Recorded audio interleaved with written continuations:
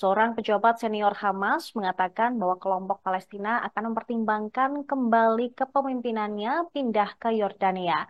Namun ini akan dilakukan jika keadaan memaksa mereka meninggalkan Qatar. Dikutip dari Al Arabiya pada Kamis 2 Mei 2024, Qatar adalah tempat Hamas sejak Doha diminta Washington untuk menjadi tuan rumah mereka.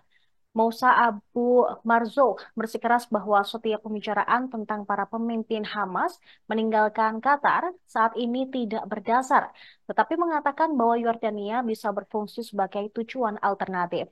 Dia juga menggambarkan hubungan Hamas dengan aman sebagai hal baik.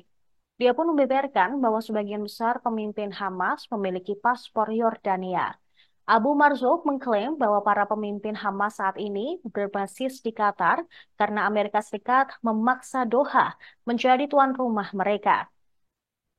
Jika bukan karena campur tangan AS, kepemimpinan Hamas akan berada di tempat alaminya, yaitu Yordania. Mantan Menteri Informasi Yordania, Samih Al-Mayat, berbicara kepada Al Arabiya dan mengatakan bahwa Aman tidak akan mengizinkan organisasi non-Yordania untuk beroperasi di dalam perbatasannya. Dia juga menegaskan bahwa Yordania bukan hotel untuk singgah organisasi tersebut. Ghazi Hamad, seorang anggota Biro Politik Hamas, mengatakan bahwa masalah relokasi ke Yordania belum dipertimbangkan secara serius dalam kelompok tersebut. Dia juga mengatakan Hamas masih mempertahankan hubungan baik dengan Qatar dan tidak berada di bawah tekanan dari Doha untuk meninggalkan negara teluk itu. Diketahui ketegangan antara Yordania dan Hamas dimulai sejak tahun 1999 ketika kerajaan mengusir pemimpin kelompok Hamas, Khaled Masal.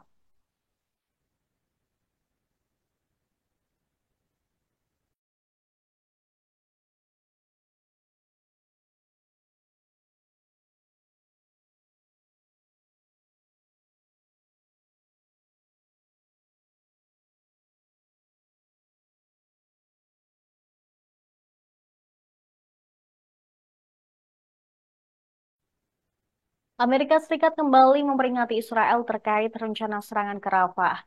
Menteri Luar Negeri AS Antony Blinken menegaskan bahwa Washington tidak bisa mendukung serangan ke Rafah tanpa ada rencana kemanusiaan. Diketahui Antony Blinken mengunjungi Tel Aviv pada Rabu 1 Mei 2024 dan mengatakan bahwa dia masih belum melihat rencana serangan Israel di kota Rafah di Gaza Selatan yang akan melindungi warga sipil. Blinken dan Perdana Menteri Israel Benyamin Netanyahu bertemu di Yerusalem selama 2,5 jam. Setelah itu Israel mengulangi bahwa operasi Rafah akan tetap berjalan meskipun ada posisi AS dan peringatan PBB bahwa hal itu akan mengarah pada tragedi.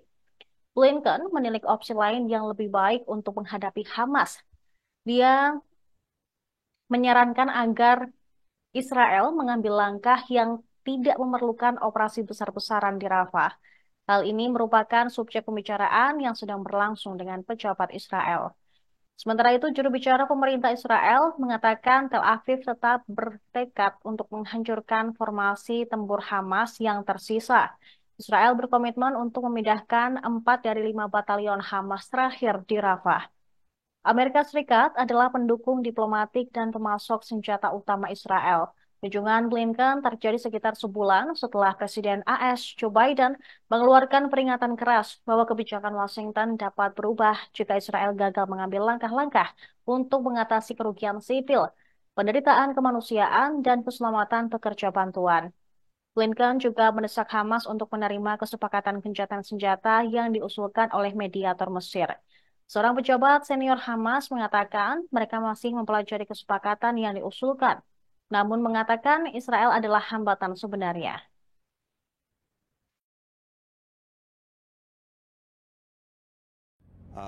On Rafah itself, look, our position is clear. It hasn't changed. It won't change. We will not support a major military operation in Rafah absent an effective plan to make sure that civilians are not harmed. And no, we've not seen such a plan. And at the same time, there are other ways, and in our judgment, better ways, of dealing with the real ongoing challenge of Hamas. that does not involve or require a major military operation in Rafah. We've been talking to the Israelis about that. We'll continue those conversations. On Rafah itself, look, our position is clear. It hasn't changed. It won't change. We cannot, will not support a major military operation in Rafah absent an effective plan to make sure that civilians are not harmed. And no, we have not seen such a plan.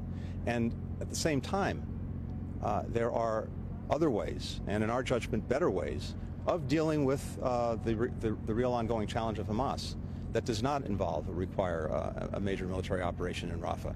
We've been talking to the Israelis about that. We'll continue those conversations.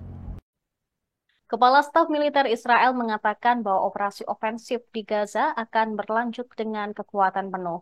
Panglima Angkatan Bersenjata Herzi Halevi menyebut Israel sedang mempersiapkan serangan di utara. Akan tetapi, dia tidak menjelaskan lebih lanjut ucapannya ketika melakukan tur dan penilaian situasi di perbatasan Lebanon. Sementara itu, jet tempur dan pasukan artileri Israel menghantam terowongan dan pos peluncuran mortir di jalur Gaza Tengah setelah beberapa proyektil ditembakkan ke arah pasukan yang beroperasi di daerah tersebut.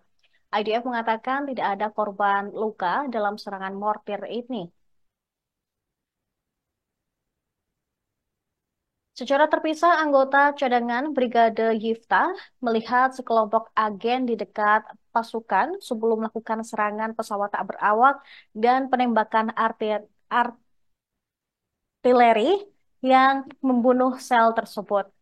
Serangan Israel di jalur Gaza pun masih berlanjut. Akan tetapi, Kabinet Perang Israel dijadwalkan akan berkumpul pada pukul 18.30 malam ini untuk membahas langkah selanjutnya dalam negosiasi untuk mencapai kesepakatan penyanderaan.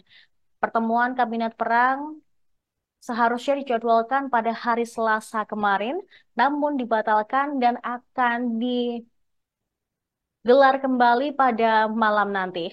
Pertemuan ini akan dilanjutkan dengan pertemuan Kabinet Keamanan Penuh, namun belum diketahui apa saja yang akan dibahas dalam pertemuan Kabinet Perang malam nanti.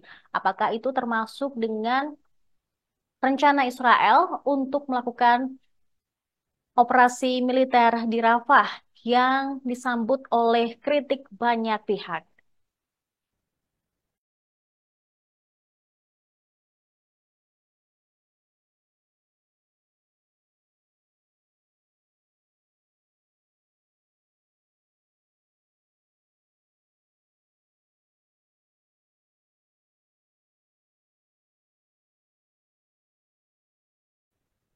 Informasi tadi sekaligus menutup perjumpaan kita pada hari ini. Saya Saradita beserta kru yang bertugas pamit undur diri. Terima kasih dan sampai jumpa.